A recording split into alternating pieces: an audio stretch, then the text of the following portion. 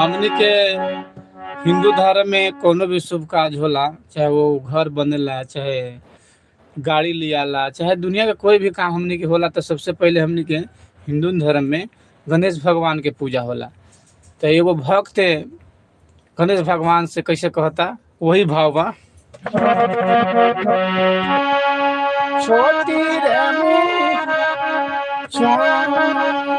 छोटी रे मोटी मालिना मालिना बेटिया के भैया।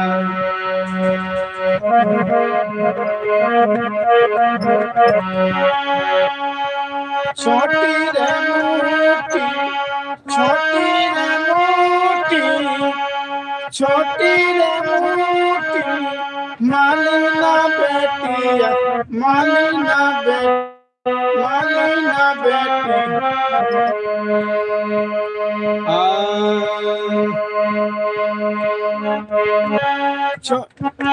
छोटी रे मोटी मालिना बेटिया के भैया।